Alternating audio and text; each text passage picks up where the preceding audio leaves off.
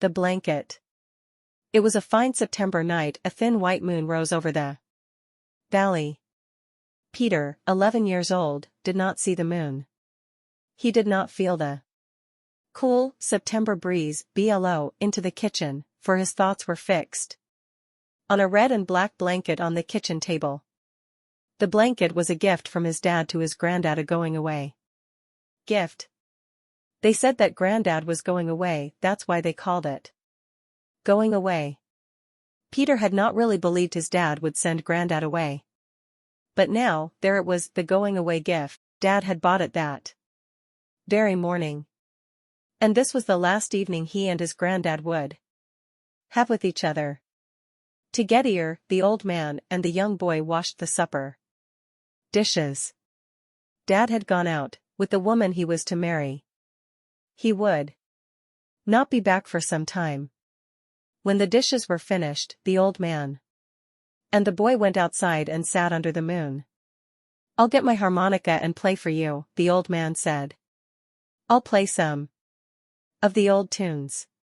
But instead of the harmonica, he brought out the blanket. It was a big, double blanket. "Now, isn't that a fine blanket?" said the old man, smoothing it over his knees. "And isn't your father a kind man to be giving the old man a blanket like this to go away with? It costs something, it did. Look at the wool in it. And warm it will be these cold winter nights to come. There will be no other blanket like it up there." It was like Granddad to be saying that. He was trying to make it easier. Ever since they had talked about going away, Granddad had said it was his idea. Imagine leaving a warm house and friends to go to that building, that government place where he would be with so many other old fellows, having the best of everything. But Peter had not really believed Dad would do it, until this night when he brought home the blanket. "Oh, yes, it's a fine blanket," Peter said, and got up and wear it into the house. He wasn't the kind to cry, and besides, he was too old for that. He had just gone in to get Granddad's harmonica. The blanket dropped to the floor as the old man took the harmonica. It was tly last night they would have together. Neither the old man nor the young boy had to say a word. Granddad played a few notes and then said, "You'll remember this one." The thin moon was high overhead and the gentle breeze blew down the valley. The last time, Peter thought, he would never hear Granddad play again. It was well that Dad was moving to a house away from here. He did not want to sit here outside on fine evenings under a white moon with Granddad gone. The music ended, and the two sat for a few minutes in silence. Then Granddad spoke. "Here is something happier." Peter sat and looked out over the valley. Dad would marry that girl. Yes, that girl who had kissed him and who had said she would try to be a good mother to him and all that. The tune stopped suddenly and Granddad said, "It's a poor tune. Except to be dancing to. And then, it's a fine girl your father's going to marry. He will feel young again with a pretty wife like that. And what would an old fellow like me do around the house, getting in the way? An old fool with all the talk about backaches and pains. And then there will be babies coming, and I don't want to be around listening to them cry all hours of the night. No, it's best that I leave. Well, one more tune or two, and then we will get to bed, get some sleep. In the morning I'll get my new blanket and take my leave. Listen to this.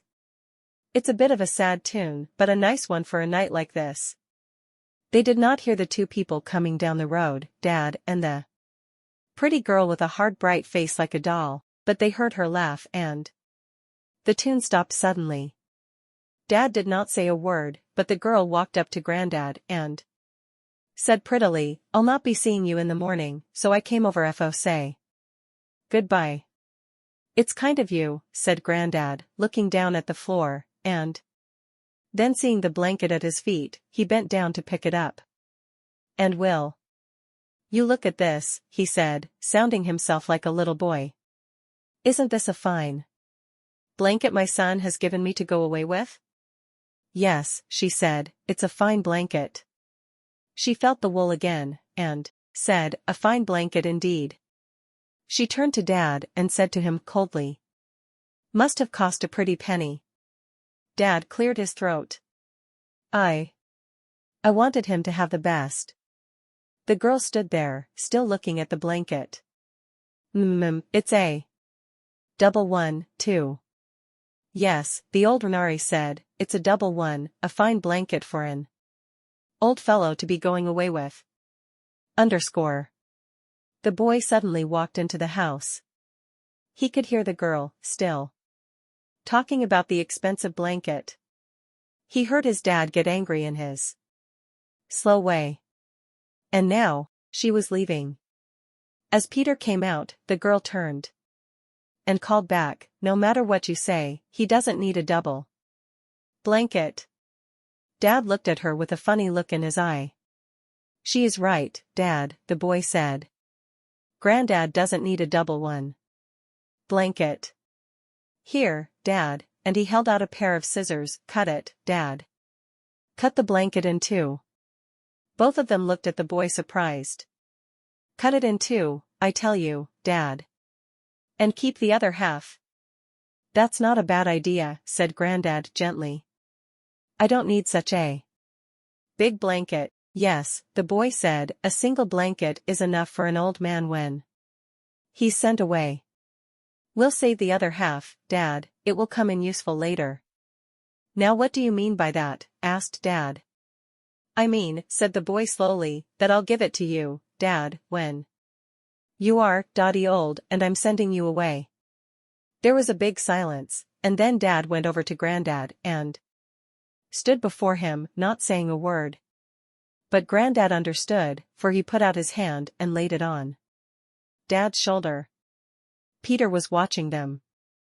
And he heard Granddad whisper, softly, it's all son. I knew you didn't mean it. And then Peter cried. But it didn't matter, because all three were crying together.